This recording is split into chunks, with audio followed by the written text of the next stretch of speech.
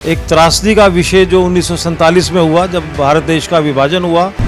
ये विभाजन अपने आप में एक ऐसा शब्द है जो स्वयं कहता है मैं खूंखार हूँ। जैसे गंगा है, जमुना है, ऐसे रावी भी एक नदी है।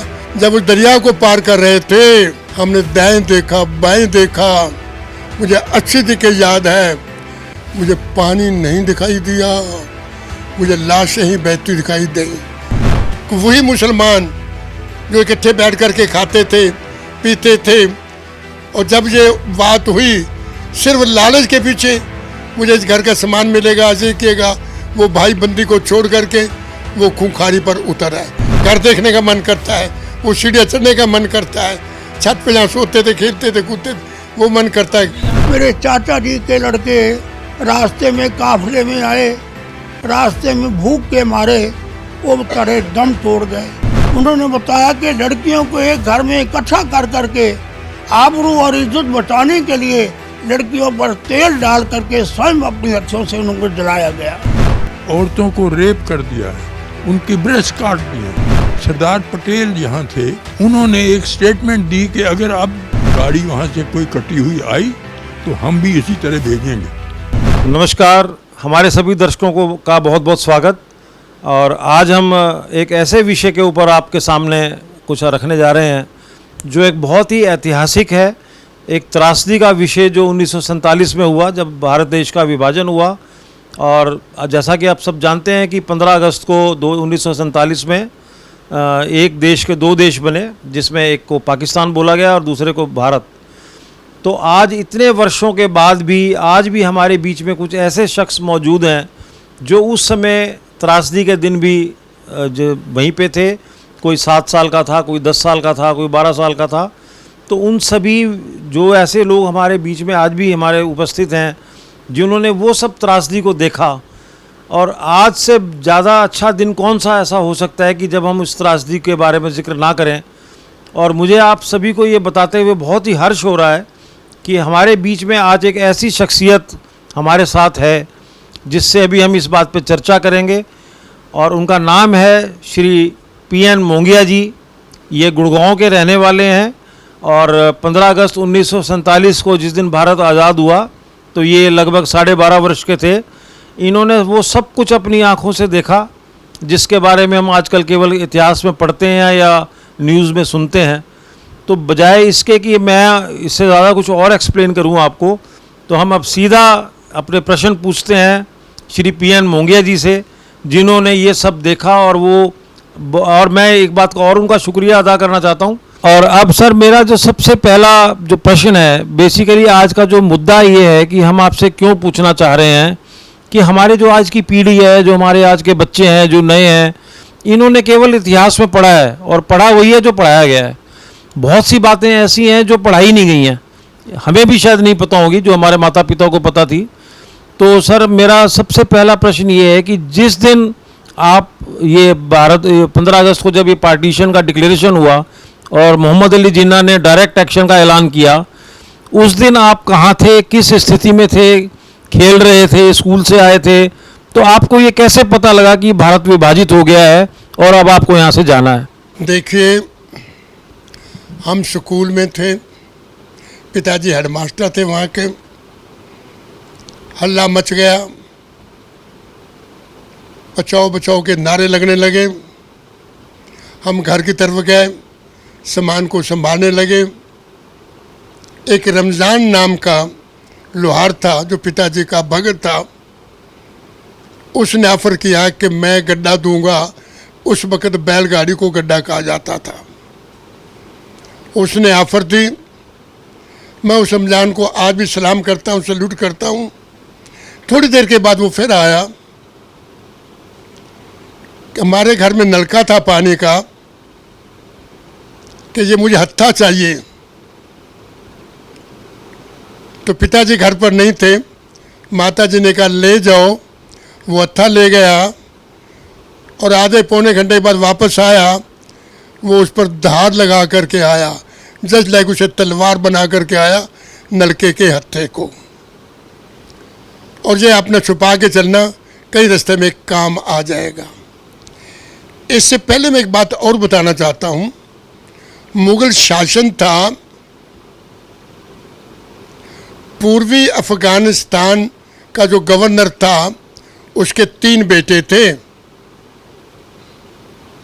नवाब गाजी खां, नवाब फतेह खान, नवाब शाइस्ता खान।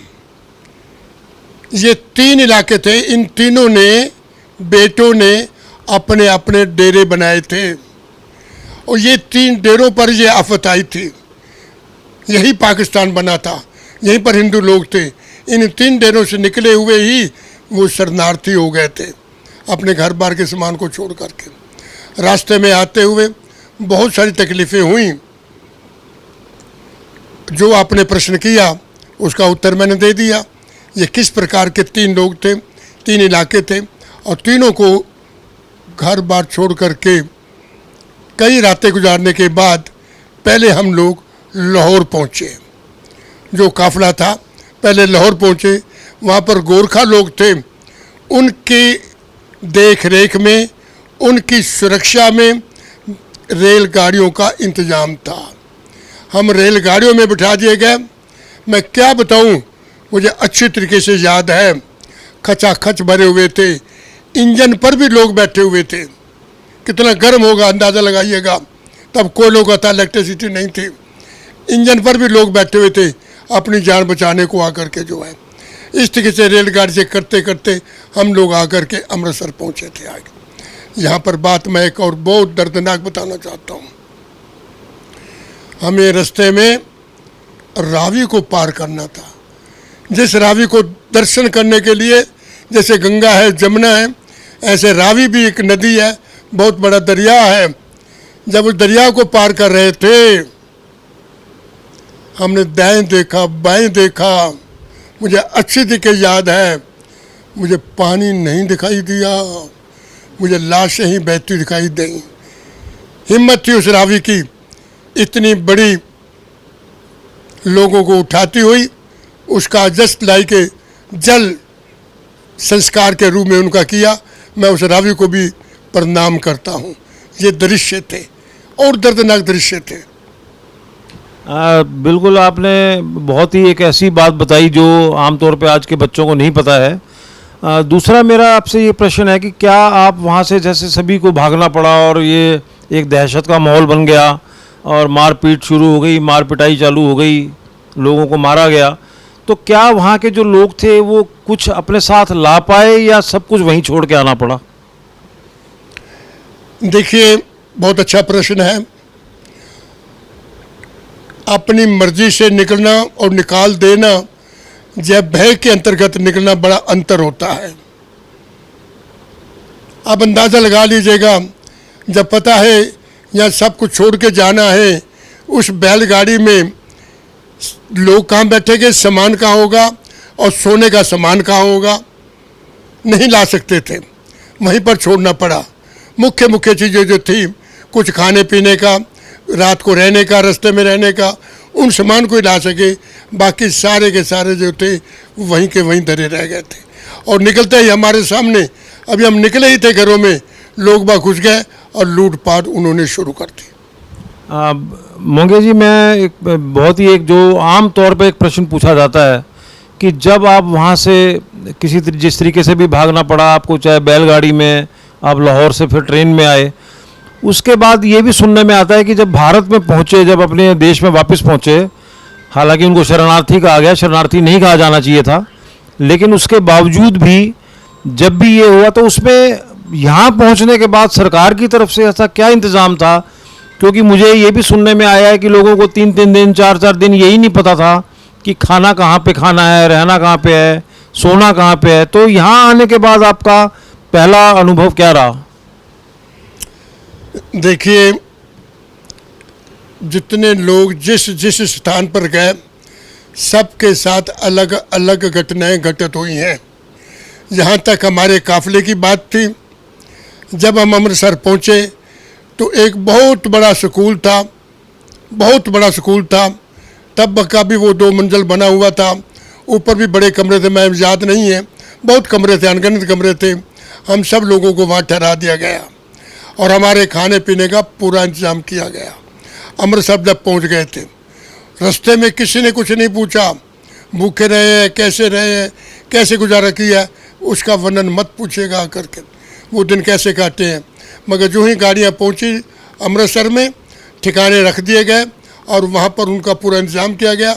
इतना ही नहीं, अगर उसमें से कुछ मुलाजम थे, किस किस क्षेत्र में थे, किस किस प्रोफेशन में थे, उनको 1 हफ्ते के बाद नौकरियां भी दे दी थी।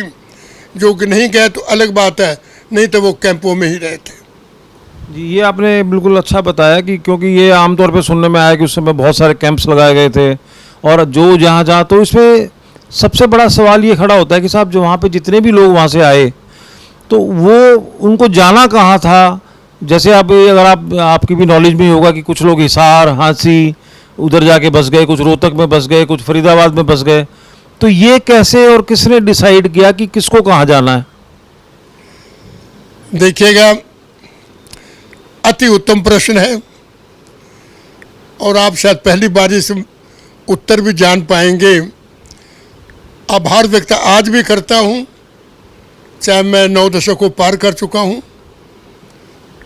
और आप सुनकर के चकित होंगे, सरकार ने जिस जिस इलाके से लोग आए हुए थे, किसको कहाँ बसाना है, पूरा का पूरा डाटा कलेक्ट कर रखा था और सेट कर रखा था। जैसे अगर डेरा गाजी खां एक इलाका था, जामपुर एक इलाका था, मुल्तान एक इलाका था, मियांवाली एक इलाका था, और ये लोग जहाँ जहाँ आए थे उनको इस तरीके से बांटा। जैसे अगर डेरा गाजी खां के इलाके से जो लोग आए हैं, हिंदू लोग, शरणार्थी आप कह रहे हैं, वो शरणार्थी तो हो ही गए। कोई भूखे मरे हैं, कोई सूखे मरे हैं, उनका तो वक्त शरणार्थी था। आज हम उनको शरणार्थी नहीं कह सकते, पहली बात ये समझ लीजिएगा। दूसरा, जो डेरा गाजी खां के लोग से संबंधित आए थे, उनको सोना, नूह, फिरोजपुर झिरका ये लैंड दी गई थी और पलवल तक।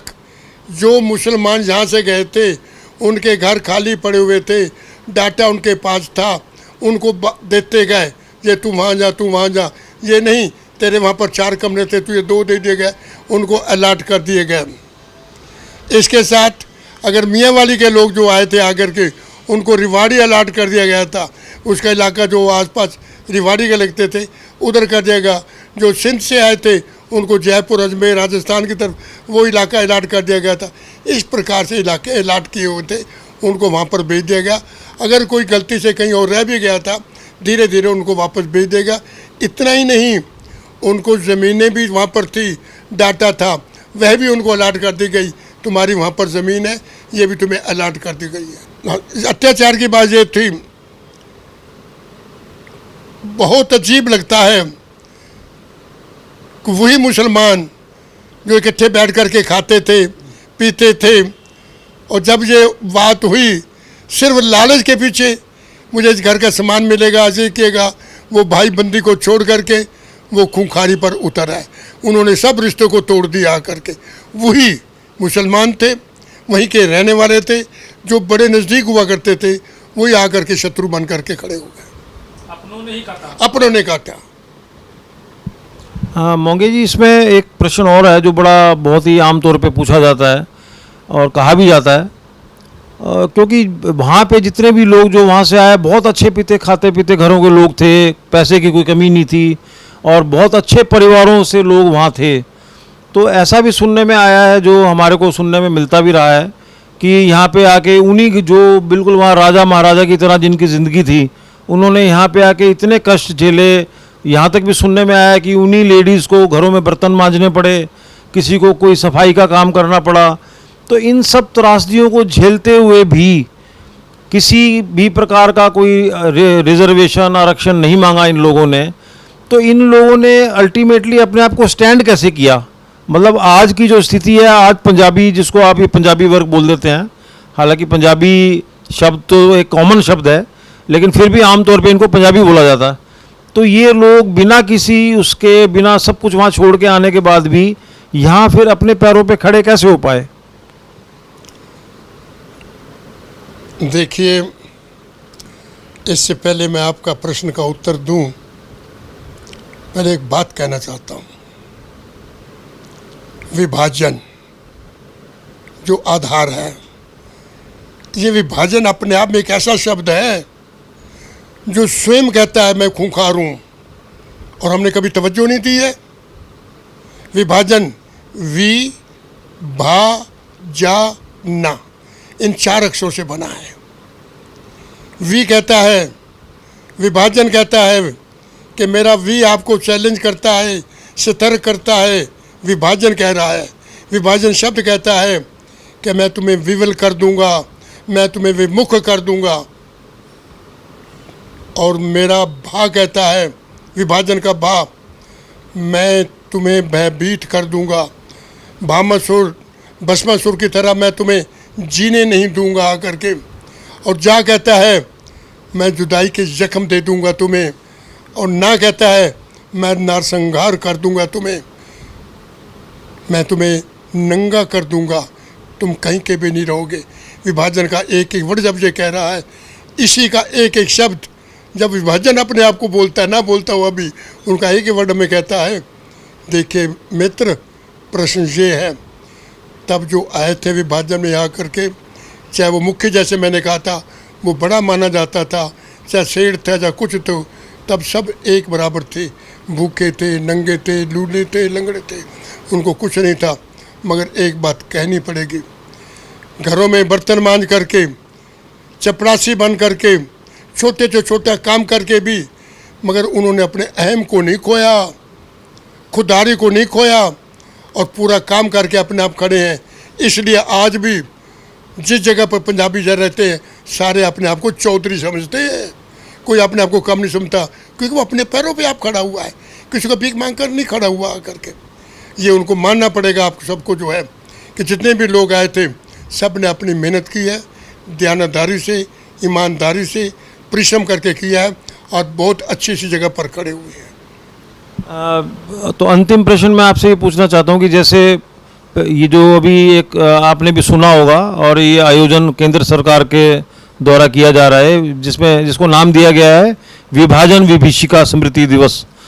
तो आप क्या समझते हैं कि इस प्रकार के आयोजन जो है वो पहली बार किया जाना, क्या ये सरकार की कोई पॉलिटिकल मंशा है, या ये वाकई उन लोगों को सम्मान देना चाहते हैं जिन्होंने ये सब त्रासदी झेली? देखिए, विभाजन विभीषिका लगभग 2-3 वर्ष से मनाई जा रही है। पिछली बार ये स्टेट का जो फंक्शन था वो फरीदाबाद में था, इस बार गुड़गांव में हो रहा है। और जो मेरे पास सूचना है, पहले ऐसा कभी नहीं हुआ।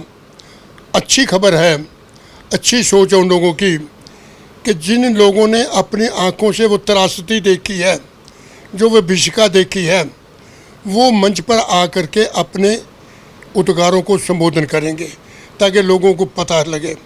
लोगों को पता लगना चाहिए, ताकि आने वाली पीढ़ी, विभाजन ये नहीं कि देश का विभाजन, आजकल घरों में विभाजन हो रहा है।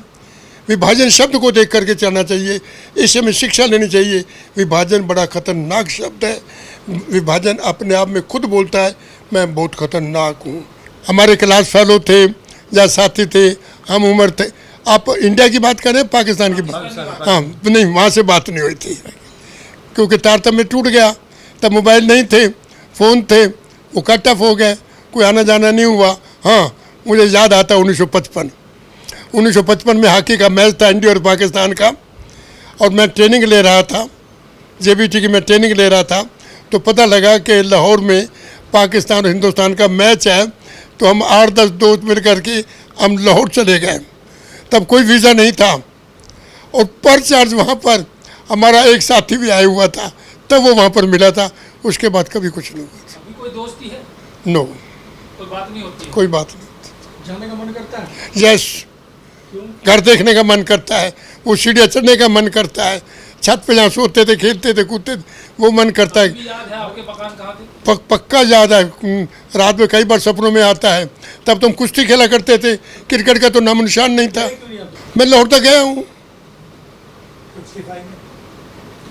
मैं लाहौर हो आया हूँ, मैच देख के आया हूँ, वहाँ पर 3 दिन रहा हुआ। मन करता है लेकिन जा नहीं पा रहे। जा नहीं पा रहे, कुछ साधन नहीं। इतना नहीं, ये हमारा जब आकर के हम अमृतसर में रुके तो अजनाला में एक सौड़ियाँ गांव है, सौड़ियाँ, पिताजी की वहाँ पर हेडमास्टर की नौकरी लग गई आने पर। सौड़ियाँ जब मिर्चा कौड़ियाँ, अर्थात मिर्चे मिर्चे थी, सौड़ियों की मिर्चे कौड़ियाँ, सौड़ियाँ की मिर्चा कौड़ियाँ मिर्चे मिर्चे होती थी। उसको देखना चाहता हूँ, अमृतसर के पास है, वहाँ पर भी नहीं जा पाते आकर।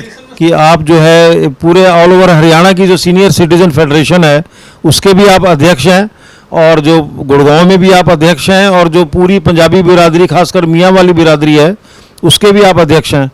तो मैं सिर्फ एक प्रश्न ये पूछना चाहता हूँ कि जो हमारे पूरा समाज, हमारे पूरे बुज़ुर्ग सभी सब कुछ वहाँ छोड़ के आ गए और यहाँ पे आके बस गए, और उन्होंने भारत देश को, अपना ही देश को आगे बढ़ाने में अपना पूरा योगदान दिया, लेकिन उनको राजनीति में वो स्थान और वो जगह नहीं मिली जिसको वो हकदार थे। और आप क्या इस बारे में कुछ कहना चाहते हैं कि क्या ये सच है कि हमें वाकई वो राजनीति में हमें वो स्थान या वो गरिमा नहीं मिली जिसके हम हकदार थे? देखिए, मैं गुड़गांव का सीनियर सिटीजन जिसका नाम है द्रोण धाम वरिष्ठ नागरिक संगठन, उसका प्रधान हूँ। ये संस्था हमारे परम पूज्य पिता स्वर्गीय श्री दुरेजा जी की ही चलाई हुई थी, जिनके पुत्र यहाँ पर विद्यमान हैं। जब वो 94 वर्ष के करीब हो गए, एजड हो गए, तो उन्होंने मुझे प्रधान बना दिया। तब तक अभी सब लोग मुझे बनाए हुए आ रहे हैं। ऑल ओवर हरियाणा कोई डिस्ट्रिक्ट खाली नहीं, 22 के 22 डिस्ट्रिक्ट के जो कि हमारे सदस्य ना हों। हम उसके एक जो संस्था है, एसोसिएशन है, उसको यूनिट कहते हैं। इस वक्त मेरे पास 110 यूनिट है और 85,914 मेंबर है ऑल हरियाणा के, जिनके मैं संपर्क साधे रहता हूँ। मैं दुख सुख को मिस बिल्कुल नहीं करता, अवश्य जाऊँगा, चाहे किले पे जाऊँ, चाहे शोक सभा में जाऊँ। इसके अतिरिक्त मैं प्रिंसिपल रिटायर हुआ हूँ, गजटेड ऑफिसर हूँ। आजकल मैं एडवोकेट भी हूँ, मेरा चैम्बर भी है, और मैं वरिष्ठ नागरिकों की फ्री सेवा करता हूँ। किसी प्रकार का एक धेला भी नहीं लेता, केवल वरिष्ठ नागरिकों के लिए जो है एक पता होगा। तो मेरा प्रश्न ये था कि हमें राजनीति में, आपने कहा कि वो मान्यता नहीं मिली। सर, मान्यता बहुत मिली हुई है, बहुत मिली हुई है मान्यता। ऐसी कोई बात नहीं है कि मैं नहीं समझ, ये प्रश्न में कितना दम है मुझे नहीं लगा कि चाहे केंद्र राजनीतिक सभा हो, चाहे सामाजिक संस्था, जितनी भी सामाजिक संस्था देख लीजिएगा, मियाँ वाली बरादरी का मैं प्रधान नहीं हूँ, कितनी भी बरादरियाँ देख लीजिएगा आकर के। अगर कोई जैन समाज की हो रही है, पंजाबियों को निमंत्रण दिया जाता है और उनको मान सम्मान दिया जाता है। सब जगह पे इनका पूरा मान सम्मान है। जहाँ तक मैं गुड़गांव में देख रहा हूँ कोई कमी नहीं है। जहाँ तक मुझे नॉलेज है, चाहे केंद्र सरकार हो, चाहे राज्य की सरकार हो, चाहे अन्य सरकारी हो, जहाँ ऐसा कोई भी स्टेट नहीं यहाँ पर पंजाब से आया हुआ, अर्थात पाकिस्तान से आया हुआ पंजाबी ना रहता हो और उसकी मान्यता ना हो। सभी दर्शकों का बहुत बहुत स्वागत हमारे इस प्रोग्राम में। और आज ये हम प्रोग्राम कर रहे हैं जो 15 अगस्त 1947 को जब देश विभाजित हुआ, उसमें बंटवारा हुआ और उधर से लगभग 2 करोड़ लोगों को उधर से इधर आना पड़ा। और ये एक ऐसी त्रासदी थी जिसे कभी भुलाया नहीं जा सका। और मैंने ये पढ़ा है इतिहास में भी कि शायद इससे पहले और इसके बाद में कभी ऐसी कोई त्रासदी नहीं हुई, ये अकेली अपनी किस्म की थी। तो आज हमारे साथ इस बात पे चर्चा करने के लिए हमारे साथ उपस्थित हैं श्री OP मनचंदा साहब। और मैं आपसे पहले ही बता दूं, बात करने से पहले, कि जब हमारा देश आज़ाद हुआ 1947 में, तो ये 7 वर्ष के थे। हालांकि 7 वर्ष का जो होता है बच्चा छोटा ही होता है, लेकिन फिर भी इतनी समझ तो उसको ज़रूर होती है कि क्या हो रहा है मेरे आसपास और क्या जो घट रहा है। तो मैं सीधा पहला प्रश्न मनचंदा जी से करना चाहता हूँ कि आपको कैसे पता लगा और आपकी क्या उस समय आपके मन में, आपको किसने, माता पिता ने बताया, या आपको कैसे ये पता लगा कि अब यहाँ से भाग के जाना है? सबको नमस्कार। मुझे बहुत प्रसन्नता है कि उस त्रासदी को याद करने के लिए केंद्रीय सरकार ने इस प्रकार के आयोजन का साहस दिखाया है। मैं हृदय की बात कहूँगा मुझे बहुत खुशी है कि लाल किले की प्राचीर से माननीय मोदी जी ने हमारे इस दुख को सुना, श्रवण किया, पढ़ा, जाना। उन्हें महसूस हुआ कि निस्संदेह ही इन लोगों ने किस प्रकार के कष्ट पाए और वहाँ से ही इस प्रकार की घोषणा की कि इन लोगों की कुर्बानी को देखते हुए, त्याग को देखते हुए मैं यहाँ से ऐलान करता हूँ कि 14 तारीख को 15 अगस्त से पहले इस दिवस को मनाया जाए। बहुत से लोगों ने ऐसी कुर्बानियाँ दी हैं जिन कुर्बानियों की वजह से ये आज़ादी का दिवस हमें मिला है। मैं जो दिल की बात करना चाहता हूँ, मैं लगभग 6.5-7 वर्ष का था, पहली कक्षा में स्कूल में जाता ही था। मुझे याद है जब हम वहाँ से विस्थापित हुए तो हम कोट अद्दू कस्बे में रहते थे। मेरा गांव जिला डेरा गाजी खां में मकवल कलां था। मैंने माता पिता से जानकारी प्राप्त की। जो सीन मुझे याद हैं तो एकदम कहा गया, मेरे मामा श्री कालू राम चावला थे, मुअज़्ज़ज़ आदमी, कहने लगे मेरी माँ को आके, बहन जल्दी कर बच्चे निकाल, बाहर निकलना है। माँ ने कहा क्या बात है? उसने कहा निकलना, बाहर चलना है, जल्दी करो बच्चों को। मेरे पिताजी थोड़े अड़ियल थे, वो कहने लगे मैं घर बाहर छोड़ के क्यों जाऊँ, कहाँ जाऊँ, मैं नहीं जाऊँगा। इतने में पता लगा कि हमारे तीसरे घर में मार काट शुरू हो गई।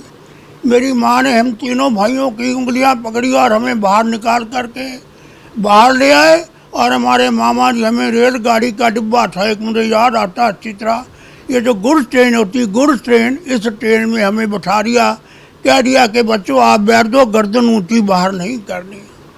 हमें उस गाड़ी से, मुझे जो याद है, जब कुछ माँ बाप ने बताया, वहाँ से लाहौर लाया गया। लाहौर में हमें 2-3 दिन रखा गया। उसके बाद आर्मी की शेल्टर के अंदर हमें अमृतसर लाया गया, जहाँ हमारे लिए टेंटों का प्रबंध था। कुछ दिवस हमें टेंटों में रहना पड़ा। मैं ये सही कहूँगा कि उस वक़्त दंड प्रशासन ने हमारे लिए कुछ व्यवस्थाएं कर रखी थी। हमें रोटी, कपड़ा, मकान तो थे नहीं, कुछ नहीं था, ना खाने का, ना कपड़े थे, ना वस्त्र था, ना कोई साधन था। सरकार ने हमारी उस वक़्त मदद करी। मुझे भी थोड़ा याद है, मुझे माँ बाप ने भी बताया। पिताजी दुकानदारी करते थे, कोई भूमि थी नहीं। थोड़े दिनों के बाद सरकार ने कहा कि जो लोग पढ़े लिखे हैं उनको तो नौकरियां मिलने लग गई धीरे धीरे एफिडेविट दे के, लेकिन जिन लोगों की नौकरी नहीं थी, दुकानदार थे, छोटा धंधा करते थे, उन्हें दाएं बाएं अपनी मजदूरी करनी पड़ी। मेरे पिताजी एक आटे की मिल में काम करने, लेबर का काम करने लग गए, तो रोटी हमें मिलने लगी। थोड़े दिनों के बाद हमें कहा गया कि आप जो भी मकान खाली पड़े हैं वहाँ पर उस मकान में चले जाओ, आपको बाद में ये अलॉट कर देंगे। तो एक बहुत बड़ी दुखद घटना थी। एक मुझे दुखद घटना और याद आ रही है। मेरे चाचा जी के लड़के रास्ते में काफिले में आए, रास्ते में भूख के मारे वो बेचारे दम तोड़ गए।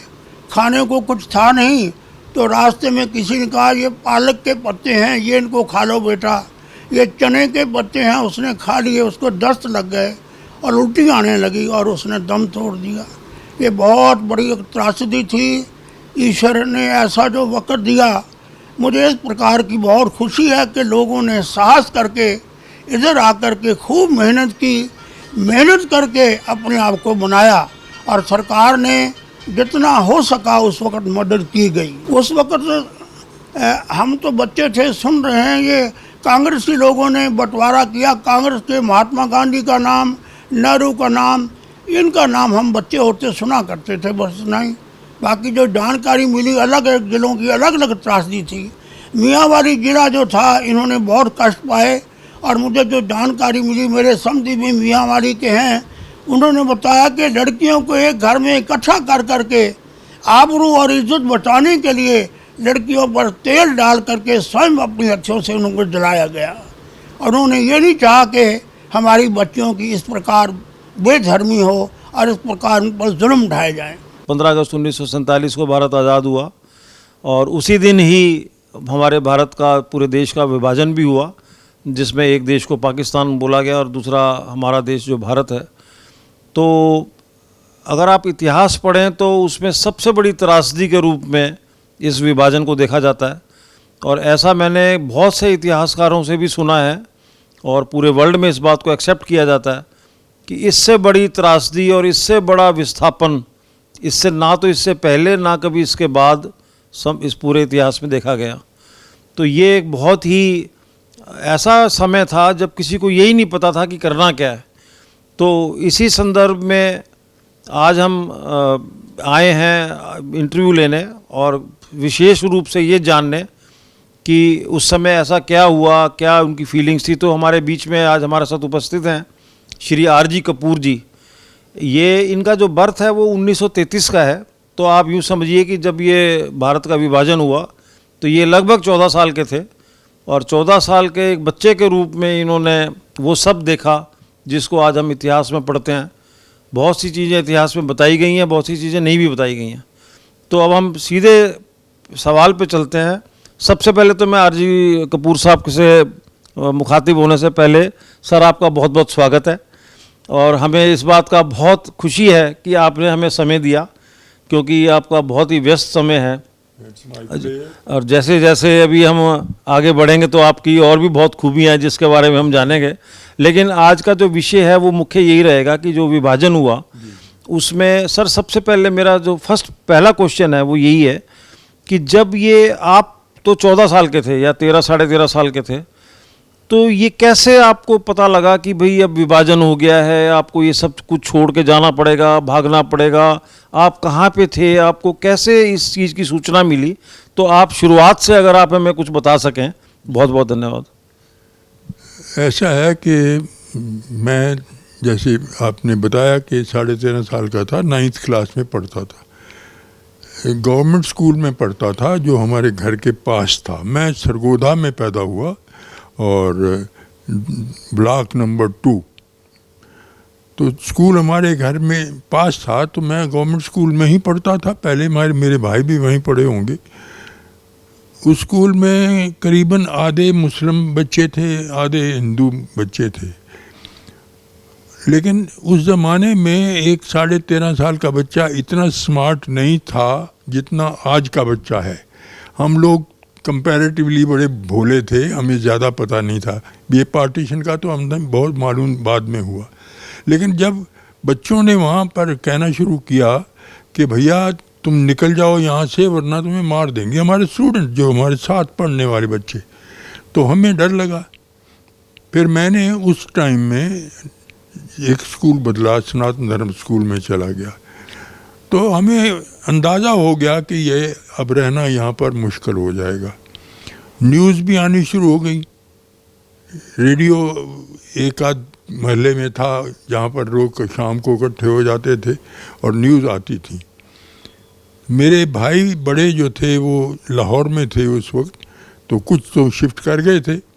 अभी बाकी एक मेरे भाई रावलपिंडी में इंपीरियल बैंक में एजेंट थे, मैनेजर थे, वो नहीं शिफ्ट किए थे। तो हमने, मेरे बड़े भाई एक और थे जो स्टेट बैंक में थे, उन्होंने हमें पास दिलवाए। उस वक्त गाड़ियाँ चलती थीं, फ्री में चलती थीं, जो उन लोगों को भारत सो कार्ड भारत में ले आती थी। तो हमें अपने भाई ने अपनी सारी फैमिली के लिए एक पास बनवाया और एक गाड़ी जो वैगन, खुला वैगन था, खुले वैगन जिसमें कोयला लादते थे, वो गाड़ी थी हमारे पास। हमें उसमें हिंदुस्तान में पहुँचे। मैं उससे पहले की बात करता हूँ। वहाँ सामान तो उठाना मुश्किल था, कुछ सामान नहीं लाए। हमारा बहुत बड़ा घर था, सराफे की दुकान थी बड़ी। तो उस वक्त की बड़ी बड़ी जो गॉडरेज की अलमीराज थी, वो हमारा एक छोटा सा मंदिर था, हम उसमें रखवा दी सारी, ताकि अभी वापस आ जाएंगे। किसी को ये ऐसा नहीं था ख्याल कि हम वापस ही नहीं आएंगे कभी भी। तो हम समझे थे मंदिर सेफ रहेगा, वहीं अपना सामान रख के आ गए। थोड़ा सा सामान हम उठा के लाए। तो गाड़ी में जब पहुँचे स्टेशन पर, तो एक जगह पर सामान पड़ा था।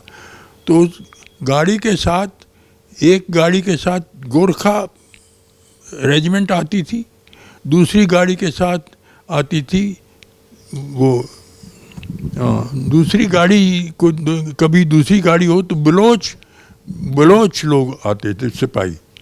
उस दिन बलोच थे और वो एक वैगन से दूसरे वैगन में उठते हुए जो मिला उसको डंडे मारते गए, बैंत होते थे, बैंत मारते गए।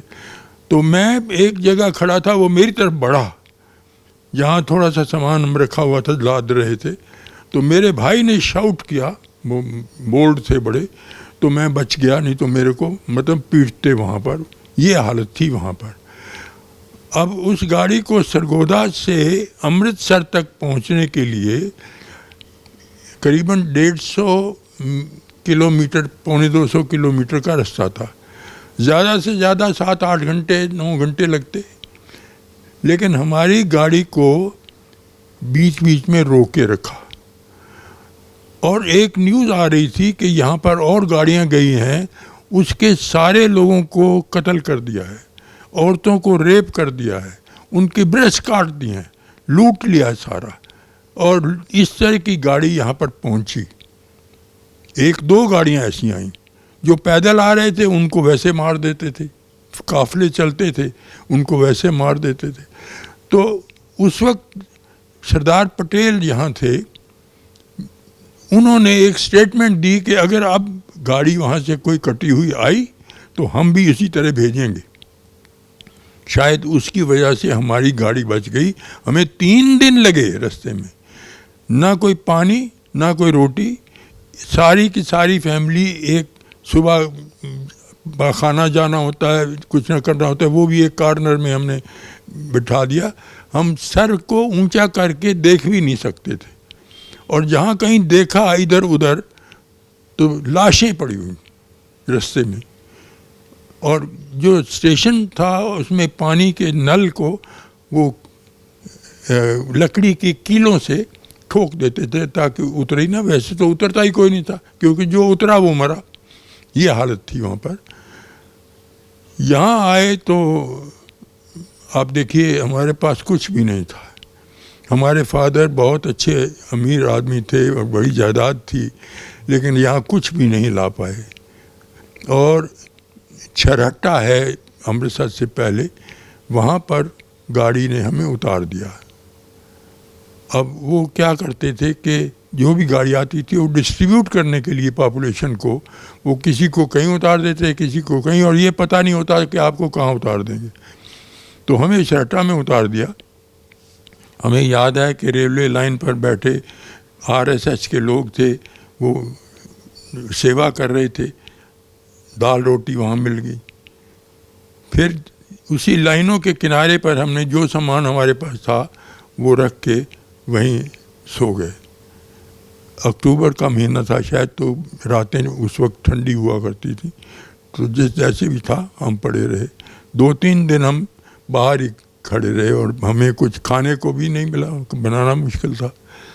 बाई चांस उस मिल के मालिक जो था वो एक दिन बाहर आया, तो उसने हमारे फादर को पहचान लिया और कहा कि आप लाला ये यहाँ क्यों है, आप अंदर मैं आपको कमरा देता हूँ।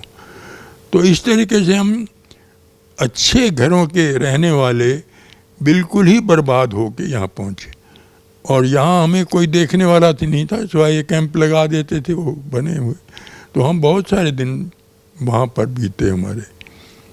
मेरे बड़े भाई उस ज़माने में लाहौर के जो आला कॉलेज थे, बढ़िया कॉलेज थे, FC college Lahore, government college Lahore, उस वक्त के लॉ ग्रेजुएट्स थे, पढ़े लिखे थे। हमारी जायदाद बहुत थी, अमीर आदमी। और उस हालत से निकल कर सड़क के किनारे पर रहना आप अंदाज़ा लगा सकते हैं कि कितना मुश्किल होगा। और हमारे जैसे हम अकेले नहीं थे, बहुत लोग थे। मेरे बड़े भाई, मैं आपको बोला रावलपिंडी में मैनेजर थे, वो नहीं आए थे। और रावलपिंडी में बहुत राइट्स हुए, बहुत किलिंग थी, बड़ा ख़तरा था। वो किसी तरह के जो गाड़ी आती थी कोई भी भरी हुई वहाँ से, तो मैं चला जाता था वहाँ, उनको बुलाता था भापा जी करके हम कहते हैं बड़े भाई को, तो कभी जवाब नहीं आया। गाड़ी के ऊपर भी लदे होते थे, ऊपर भी बैठे होते थे, नीचे भी बैठे होते थे, अंदर भरा हुआ था, आप सांस लेने की जगह नहीं होती थी। तो मैं एक गाड़ी में एक बार अंदर चला गया देखने के लिए कि कोई भाई मेरा अंदर शायद आए हों, तो गाड़ी चल पड़ी। गाड़ी के चलने का कोई समय नहीं था, कहाँ जाएगी ये भी पता नहीं था। तो मैंने रास्ते में चलती गाड़ी से छलांग लगा दी कि मैं पता नहीं कहाँ जाऊँगा, अपनी फैमिली से बिछड़ गया। बहुत बच्चे बिखर गए इस तरीके से जो अपने माँ बाप से साथ नहीं रह पाए और पता नहीं कहाँ चले गए। तो मैं उतरा, फिर मेरे बड़े भाई वो उनको किसी ने खबर दे दी कि तुम्हारा भाई तो गाड़ी पर चढ़ गया है, तो वो वापस उसकी तरफ अमृतसर की तरफ आने लगे। रास्ते में हम मिल गए। बहुत दिन के बाद हम शिफ्ट किया, मेरे बड़े भाई आ गए, क्योंकि वो जॉब में थे तो उनको अम्बाला में जॉब मिल गई और अम्बाला से भी मुस्लिम लोग निकल गए थे, घर छोड़ गए थे। उनके घर भी इसी तरह छूट गए हैं जैसे हमारे वहाँ छूट गए थे बहुत सारे। तो वही घर अलाट कर देते थे, किसी को दे दिया। तो हमें एक छोटा सा घर मिल गया जहाँ हम रहे और वहीं स्कूल था, पढ़े। हमारे पास 5 रुपए भी जेब में नहीं होते थे कि हम कुछ बाज़ार से खा पी लें, इतना पैसा भी नहीं था। हमारे पिताजी का कोई काम नहीं था क्योंकि सराफे का काम था, पैसे वाला काम था, तो पैसा था ही नहीं, कहाँ करेंगे और कहाँ बैठेंगे। धीरे धीरे हमारे भाई चूँकि अपनी जॉब में थे, थोड़ा थोड़ा उनकी तनख्वाह थी, तो कुछ पैसे भेजते थे। 50 रुपये महीने में हमारे पिताजी को पाकिस्तान से नहीं आ गए, हिंदुस्तान में आ गए थे। तो 50 रुपये उनको, जो हज़ारों रुपए कमाने वाले थे, उनको 50 रुपये महीने की आमदन हो गई और हम जैसे भी रह गए, रोटी खाते रहे, इस तरह रहे हम। कपूर साहब, आपने बहुत ही जो बड़ी दुखदाई जो ये पूरी बताई है बात, इसके साथ ये भी सुनने में आया, जैसे हम भी काफ़ी हमने पढ़ा भी है और काफ़ी अपने बुज़ुर्गों से सुना भी है कि खासकर जो लेडीज़ थी, जो महिलाएं थी, बच्चियां थी, उनके साथ तो बहुत ज़बरदस्त दुर्दशा वहाँ हुई। और ऐसा भी सुनने में आता था कि बहुत से लोगों ने केवल अपनी बच्चियों की, अपनी बहनों की अस्मिता बचाने के लिए ही उनके कत्ल खुद कर दिए। तो आपने तो ये सब मंजर देखा होगा, उसके बारे में अगर कुछ बता सकें तो। ऐसा है कि हमारे यहाँ तो ऐसा नहीं हुआ, बाई चांस और जगह हुआ है, ये हमने सुना।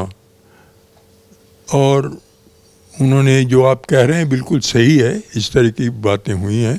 जो उसके बाद हमें लोग यहाँ मिले वो रोते थे कि हमारे ऐसा ऐसा हुआ। 1-2 लेडीज़ ऐसी बच के आई हैं जो मुर्दों के नीचे पड़ी रह गईं और उनके पास पैसा जो था वो बच गया और वो यहाँ पर आ गई, अकेले आई। सुना ज़रूर है, हमारे इलाके में ऐसा नहीं हुआ। इसमें कपूर साहब एक और जो बड़ा मेन जो प्रश्न था कि वहाँ से तो लोग, चलो उनको आना ही पड़ा और अचानक आना पड़ा, कुछ साथ लेके नहीं आ सके। तो जब यहाँ पहुँचे तो यहाँ पे जो गवर्नमेंट ऑफ इंडिया थी उसने, ऐसा सुनने में आता है कि जगह जगह पे कैंप्स लगाए थे। तो उन कैंप्स की क्या पोजीशन थी? क्या वहाँ कोई आपकी कोई देखभाल करने वाला था? खाना प्रॉपर कहीं अरेंजमेंट था या लोगों को कहीं कहीं दिन तक भूखा रहना पड़ा और ये भी नहीं पता था कि जाना कहाँ है?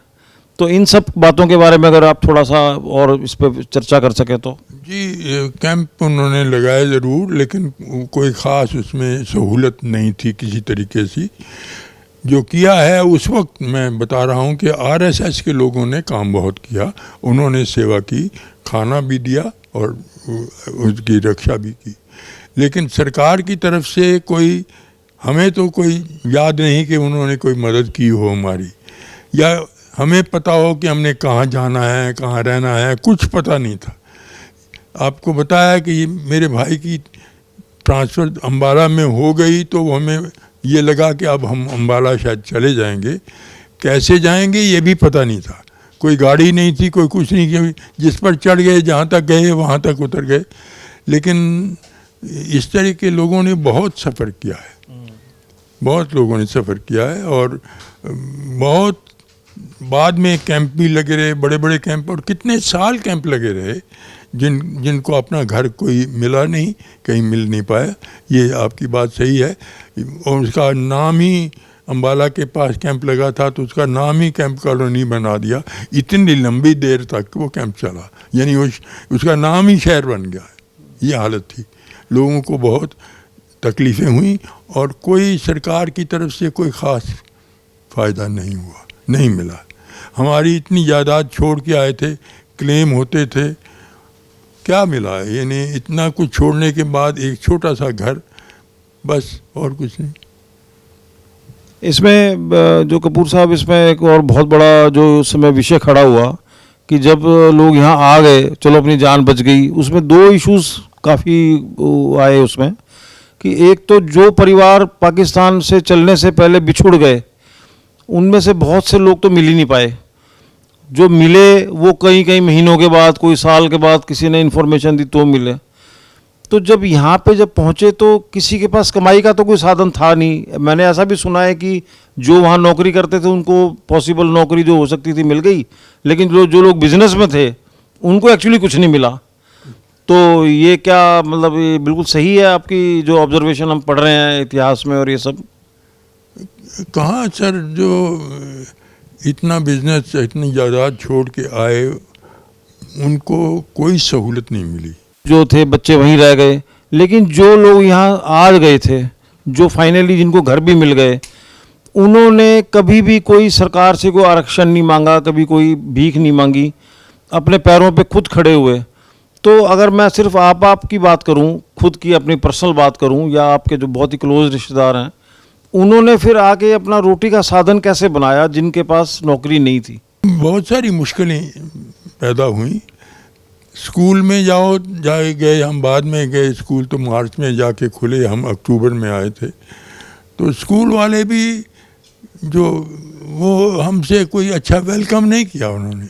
सर, इसमें मैं उस प्रश्न को थोड़ा सा स्पेसिफिक कर दूं कि बहुत सारे ऐसी बातें सुनने में आई कि जिनके साथ रोज़ खेलते थे, जिनके साथ रोज़ खाना पीना उठना बैठना था, उन्होंने ही मार दिया, अपने पड़ोसियों तक को मार दिया। मैंने आपसे पहले जिक्र किया है कि जहाँ मैं पढ़ता था स्कूल में, हमारे साथ जो पढ़ने वाले बच्चे थे हमारे साथ, उन्होंने ये कहना शुरू कर दिया कि यहाँ निकल जाओ, मार देंगे तुम्हें।